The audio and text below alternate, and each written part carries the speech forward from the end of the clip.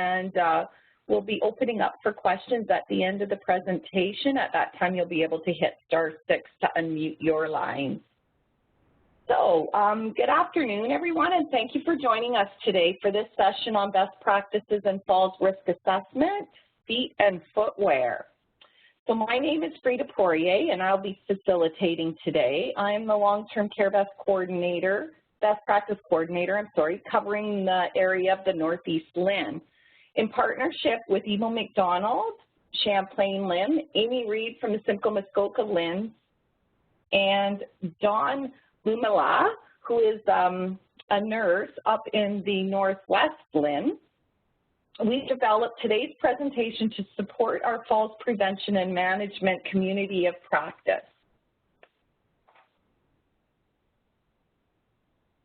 So we are using WebEx today, which you're probably familiar with by this point, but if you want to expand your full screen mode, you can click on View and the full screen mode will come up.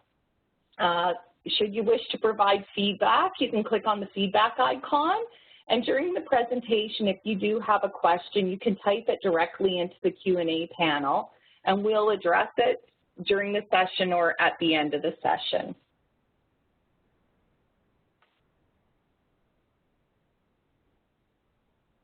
So a quote from Vicki Scott, the creator of the Scott Falls Assessment, states, falls occur due to a loss of balance and an inability to recover balance. The complex set of conditions and circumstances that lead to this loss of balance are known as fall-related risk factors, which is what we've been looking at. Here you'll see the RNAO's best practice guideline, prevention of falls and falls injuries in the older adult, and we've been focusing on the recommendations 1.0, assess fall risk on admission, and 1.1, assess fall risk after a fall. So risk screening continues to be supported in research as the effective method of identifying fall-prone individuals. Individuals should be screened for risk of falls by a nurse on admission to identify factors known to increase the risk of falls. Risk screening continues, all individuals should be screened for risk of falls by a nurse on admission. I repeated myself, I do apologize for that. So our objectives today are to have you become familiar with the elements of a foot assessment on admission using a case study approach, to receive an overview of foot care and health risks, and to receive an overview of safe footwear for residents.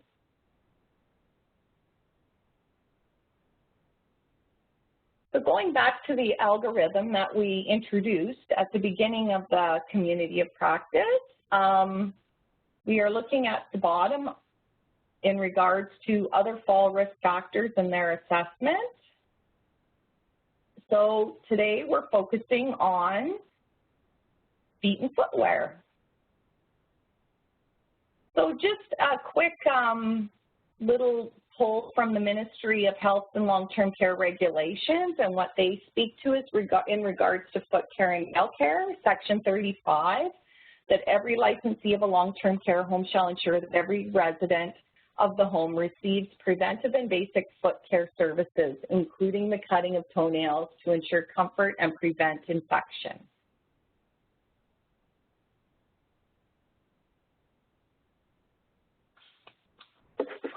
So at this time, I would like to introduce Dawn. Dawn is from the Thunder Bay area. She is a nurse of many years, and she spent some time working in a small rural community hospital, some time in surgical, occupational nursing, and for the past 12 years has been working in long-term care and has been a foot care nurse as well. So currently, Dawn, we're very lucky to have her today because Dawn carries with her not only her long-term care experience, but with her foot care experience, she's also working in an acute environment. Dawn has many hobbies, loves hanging out with her grandchildren and camping, going to camp, as well as beekeeping and has taught me a lot through this presentation coming together. So I will let Dawn take it over. Thank you, Frida. And I want to say thank you to Frida and to Heather and our librarian at St. Joe's, Jane Varley, because without their help, man, I would have been lost. I've never done a webinar before, and I had no idea of the work behind the scenes that go into this, but I'm much wiser now. Anyways, I wanted to start with a case study of one of the little people that were at our nursing home, and she's a 93-year-old female Italian immigrant. She couldn't speak any English. She had a diagnosis of dementia, arthritis, atrial fib, cataracts, peripheral perfusion to the lower legs, scoliosis, and this little soul, as you can see, was quite underweight. She has bilateral bunions, and was when she came to us, she was wearing the little slippers, not with a Santa Claus, but the little embroidered ones that I'm sure you've all seen grannies wearing. So they're low, they're pointed, and they're slippery on the bottom. So she had a walker, but often forgot the walker whenever she was leaving her room, the dining room. Often you'd find it stayed behind. If anything distracted her, it would definitely be forgotten. So because of the dementia, she wasn't able to remember to use the call bell. And prior to admission, she had multiple falls at home with no apparent injury. When she came in, within 6 months, she had 2 significant falls. The first one being a fall in the hallway. She didn't remember to bring the walker and fell and fractured her right humerus. And then shortly after that, 4 months later, she had a second fall, this time in the dining room. The walker was close by, but again, another fall, and this time the right fractured hip. So, pretty frightening. Everybody upset, of course, including, the family wondering how could this happen. And again, footwear, she had those same little slippers on. As much as you can try to encourage families, that's not always the direction that you can get them to take with changing footwear. So often when people are coming into the nursing home, things to consider are, what shoes are they wearing when they first come in? And some of the observations that you may want to take, they may have slippers coming in, or how are they wearing them? We had one resident that had very good shoes, but crushed the back of the heel, so that it was more like a sandal than a full footwear. So anyways, unfortunately with the dementia and all this, this is where we were going with her. So now the interdisciplinary care planning, we had multiple teams, involved with her care, for good reason. She was at high risk for falls just because of the falls that she had prior to coming in, and then multiple falls, of course, when she arrived. The dietitian was involved because of her low weight. So she was on a special diet trying to encourage, weight gain. She had all the ensures and everything else like that when she wouldn't eat, just as a meal replacement.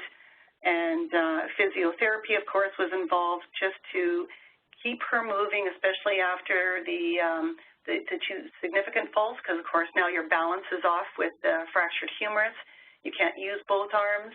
And then, of course, the second time with the fractured hip, because you still want to keep her moving.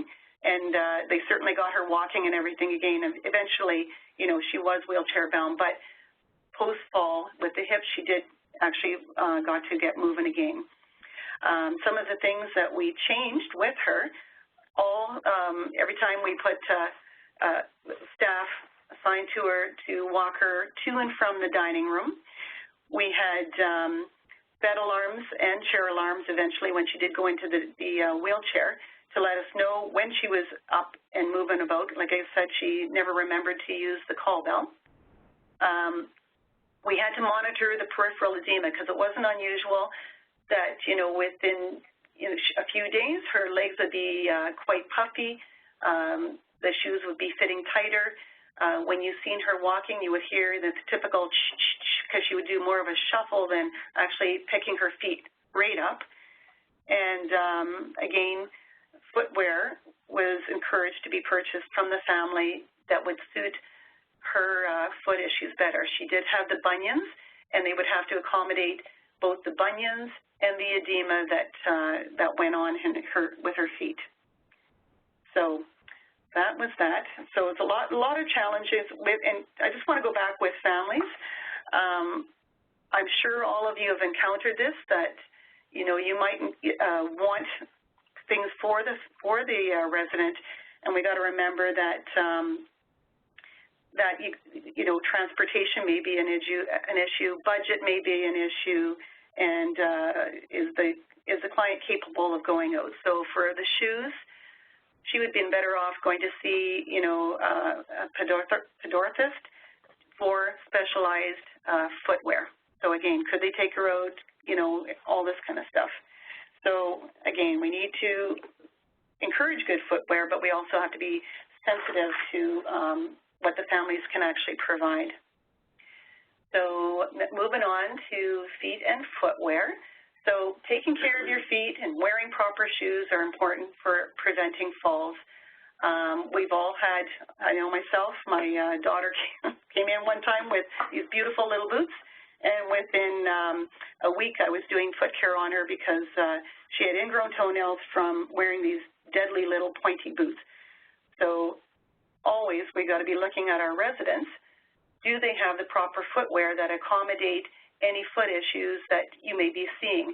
And when you're observing the feet, if they're complicated, we've got to realize that a chiropodist or a podiatrist are qualified to assess, diagnose, and treat the foot disorders.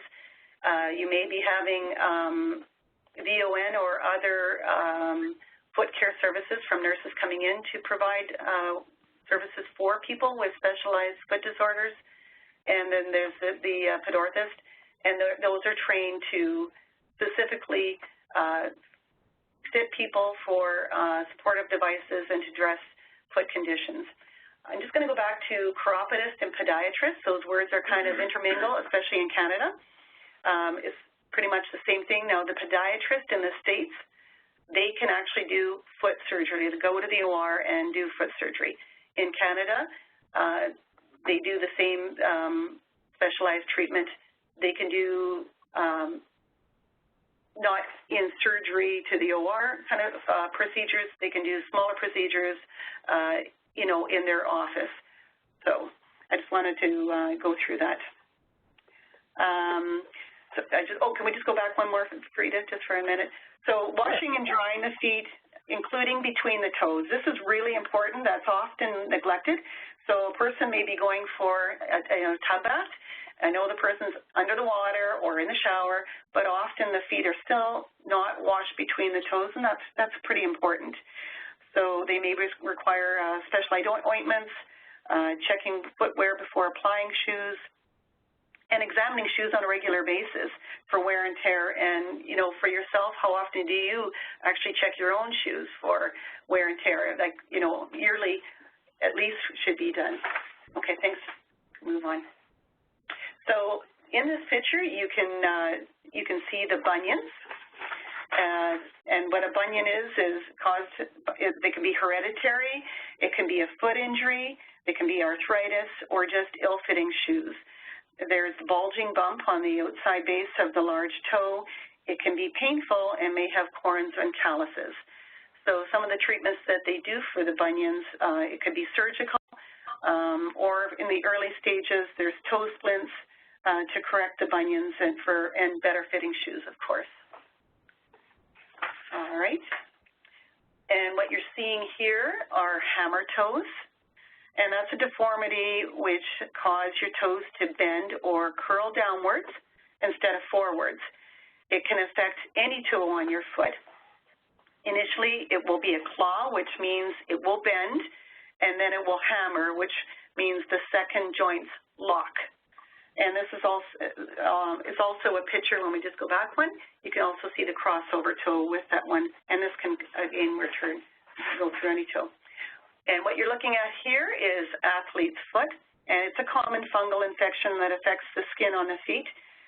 You can look for splitting of the skin or maceration, and it's the perfect environment when you got your shoes on. It's warm, dark, and moist.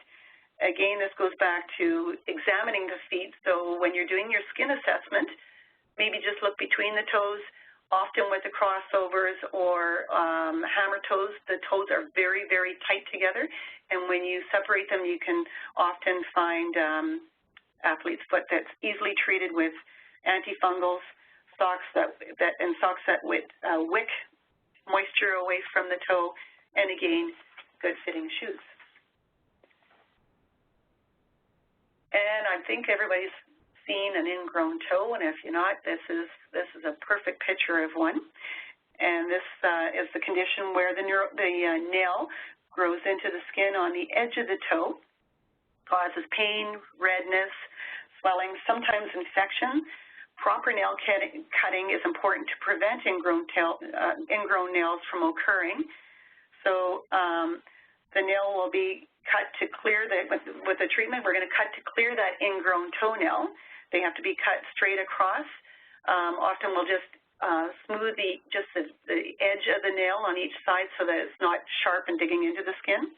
And the other thing with ingrown toenails that we do is what we call packing, and I'll tuck a little bit of cotton underneath that nail after it's been trimmed, and what it does is it lifts the nails up so it cannot dig into the skin. If this is not effective and it keeps ingrowing and causing a lot of infection, this is when the chiropodist or the podiatrist becomes involved, and they'll do what we call a resection, where they literally cut down to the sides, removing the root, and then leaving the remainder of the nail in place. And these are fungal nails. The fungal nail is an overgrowth of fungi. It can be under, in, or on the nail, causing thickness, crumbling, and deformity of the nail. Both nails and shoes should be treated at the same time. And there's a lot of options for treatment. Jublia, I'm sure you might have seen that on some of the advertisements on TV, is a prescription treatment. And there's lots of off-the-counter medication, and of course, many people have tried herbal medications too. It is very difficult to treat. It takes at least a year of the nail growing out with the treatment going on, and you have to consider both treatment of the nails and spraying of the shoes for the antifungal, because the return rate is pretty high. Some people within 6 months of treatment, and the whole process will start again.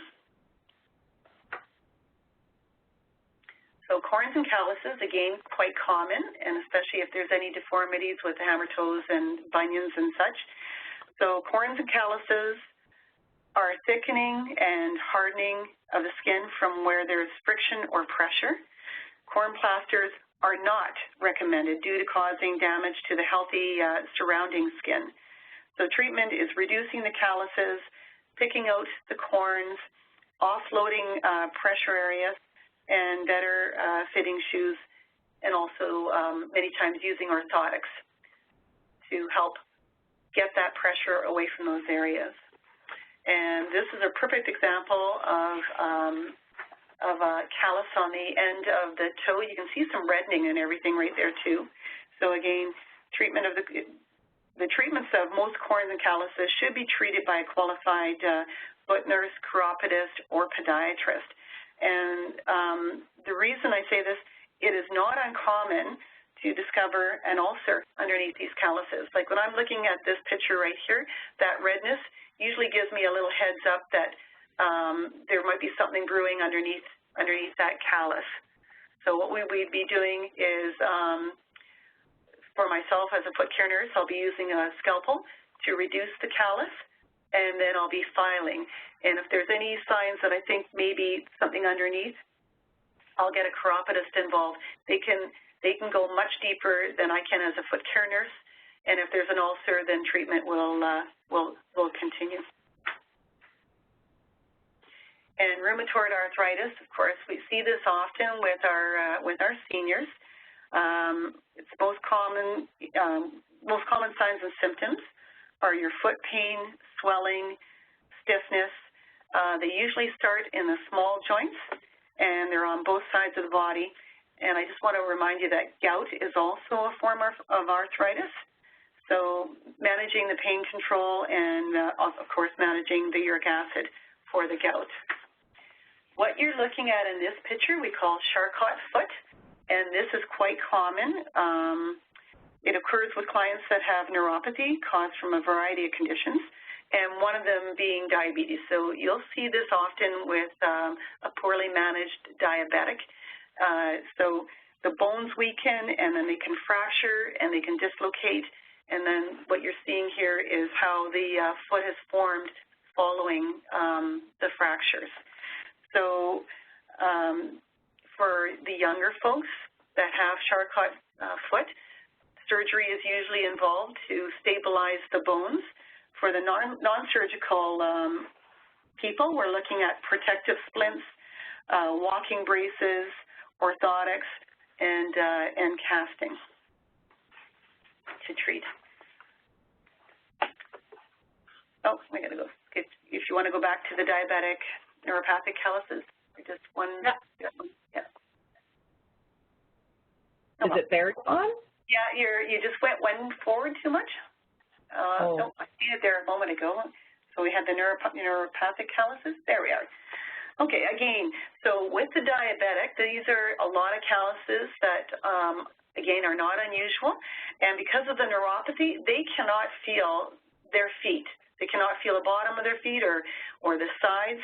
And so often, you know, if they're wearing poor-fitting shoes, all these areas where you're seeing the calluses are pressure points from what they're walking on.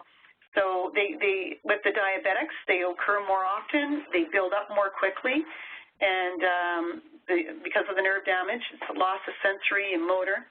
Again, we're looking at callus reduction, orthotics. Regular examination of the feet is very, very important with our diabetics. And I know when we're admitting people into foot care, lots of questions going on. Are they checking their shoes daily? Are they checking their feet?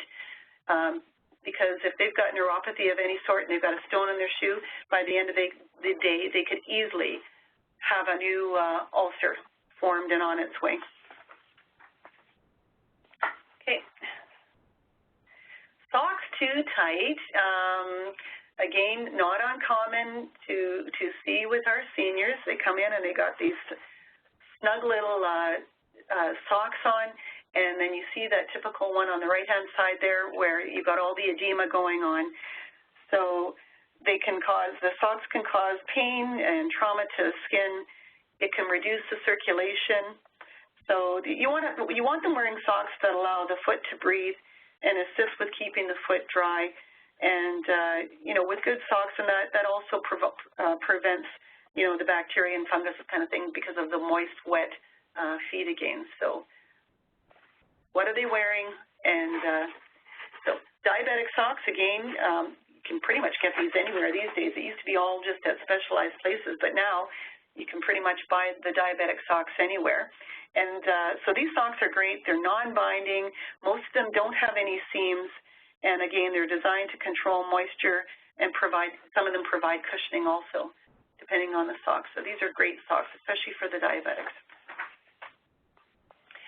And our compression stockings, again, these stockings are specialized to design, you know, improve blood flow and help with reducing the swelling to the legs. Now, not everyone requires them, but for those that do, they should be put on early in the morning before they're getting up, and then taken off at bedtime. And again, they're used to treat any venous and lymphatic disorders, varicose veins, edema, stasis, this kind of stuff. And this way, with their foot care or their footwear, their shoes and everything will be fitting much better. So again, understanding. Oh, that's you, Frida. Or is that me? Well, go ahead. Okay, so again, understanding, you know, your foot. So some of these questions, I'm sorry, that is me. understanding the footwear, one of the studies that I went through when I was picking up all this information was with nurses, and do they understand when someone comes in, do they have guidelines and assessment tools in your home regarding footwear? Is there anything out there that's creative? I know we don't have anything at our place. And what are the characteristics of safe footwear? How do residents in your home obtain new footwear? You know, did they have to go out? Does anybody come in? What aspects of the residents' footwear may contribute to falls? So, you know, are they slippery bottom? Do they have any supports on the sides? Do they accommodate the foot properly? And to what extent do you think footwear and falls are related?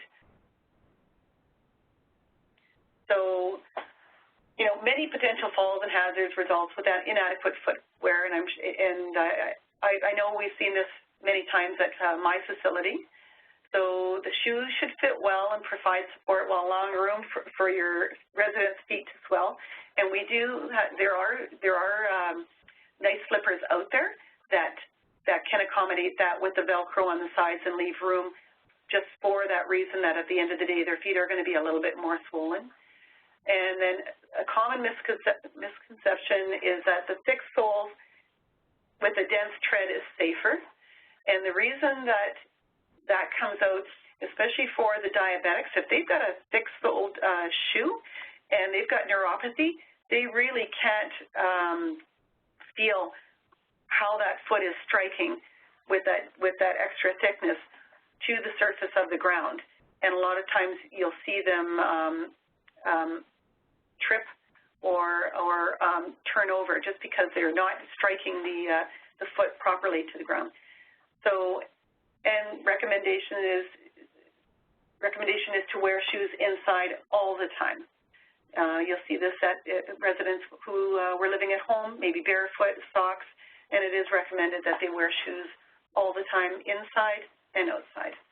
So the hazards once more: soles that are too thick, treads that are too smooth, like the little dancing shoes that the gentlemen wear, shoes with heels that are too high or too narrow because it will send them off balance, it will push them more forward, and frequently changing shoes with different heel heights, and slippers that don't provide foot support are a tripping risk. And that's when we were going through with our little 93-year-old, the sides of the slippers were short, and again, they were too slippery on the bottom.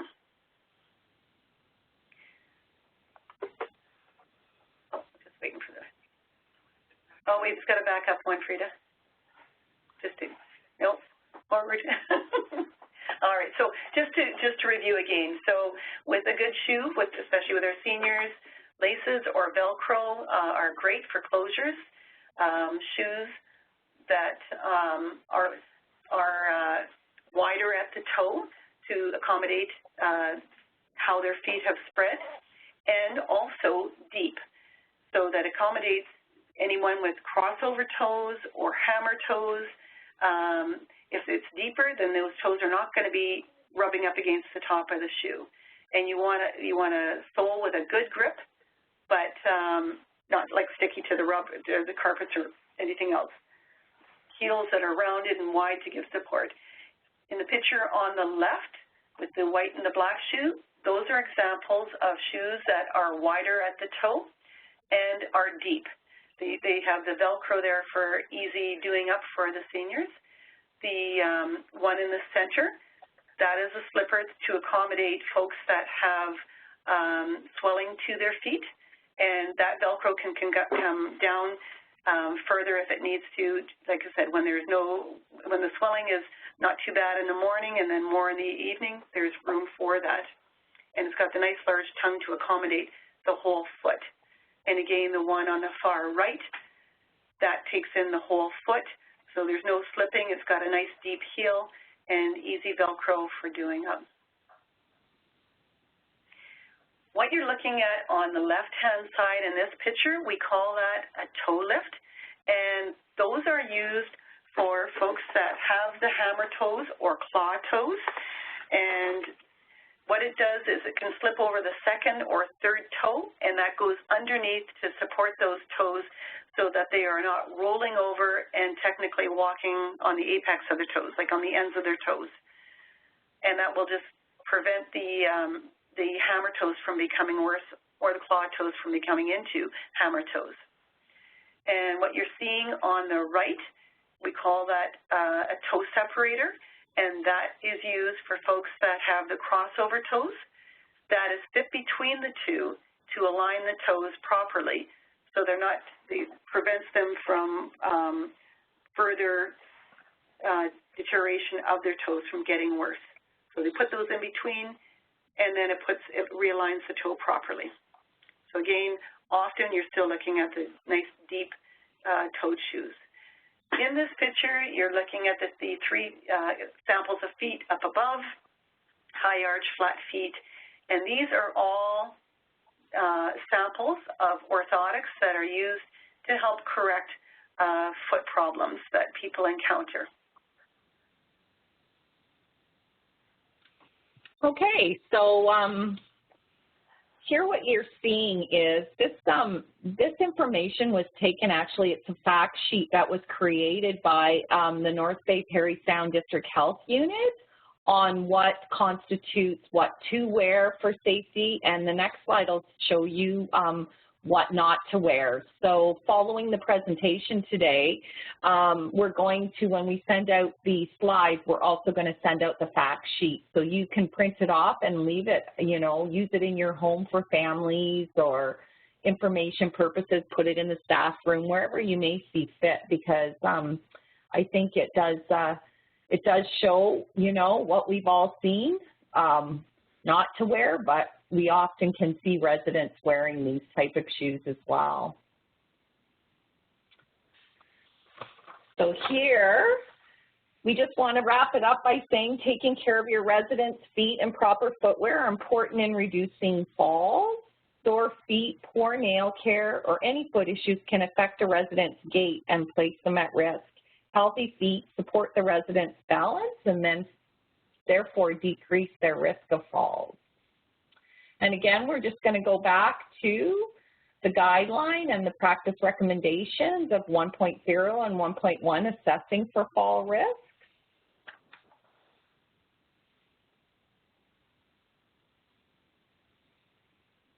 And at this time, if you have any questions, you can hit *7 and share them with us, and we hopefully will be able to answer them.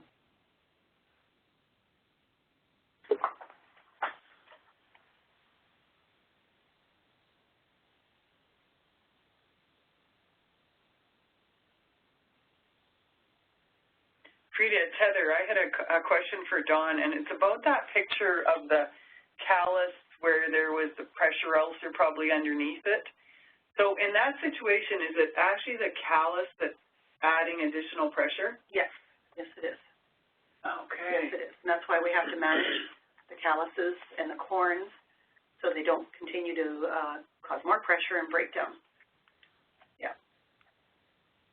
Because the pressure ulcer is coming from underneath then? Likely in that picture, yes. Yeah, okay. Yeah.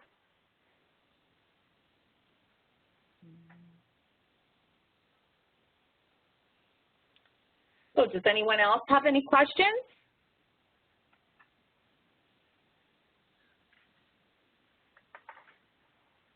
Well, just if you're thinking, I do want to make a comment. I have to say, working with Dawn through this was quite an eye-opener for me. And I went to put on my boots the other day, and there was a sunflower seed in it, and I have no idea how it got there.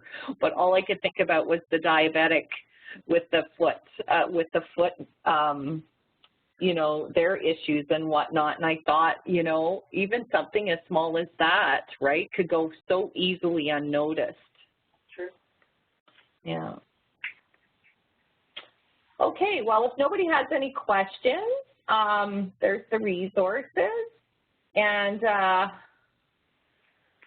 here's where we're at with the community of practice. So our next webinar will be taking place on March 1st at 2 o'clock, and it will be focusing on vision. We will have, I believe there's a few panelists that will be speaking, presenters from the CNIB, so very exciting. And then following that, the next one will be April 5th. So again, I'd like to thank everyone. Thank Dawn for sharing all her knowledge and information and that with us, and thank Heather for helping her out and helping us out at her end in Thunder Bay. It's great to have people across the province participate, and thank everyone online for joining today and my teammates as well. And, oh, okay. Sorry. Nope. Dawn, so I know you presented a lot of information on various things to look at. Do you have a structured way that you sort of go through and assess? So like, for example, looking at skin condition and then looking at nail condition. Is there a way that you go through and make sure that you're assessing the various aspects of the foot? Is there a tool, really, is what I'm asking? Well, I have a tool when I'm doing foot care. I don't have a tool at Bethany, but when we're doing a full admission, when I'm doing the foot care program, I automatically use it when I'm working at the nursing home. But that unfortunately is not something that's practiced because the nurses don't have that tool with them in long-term care. But you know what? It's probably a really, really good idea to have a short or a little quick pick. Again, looking at the skin, looking at the nails, looking between the toes, looking for calluses, corns. I know a lot of people see these things, but they don't necessarily look at it and realize it should be of concern. Mm-hmm. So, yeah, you know what? A good quick pick would be a really good idea for most people. I mean, we ask them to do skin assessments, but you don't know what you don't know, right? Mm-hmm. Yeah. Thank you for that. I just want to remind everyone the poll is open. So if you wouldn't mind taking a few short seconds to complete that, that'd be great.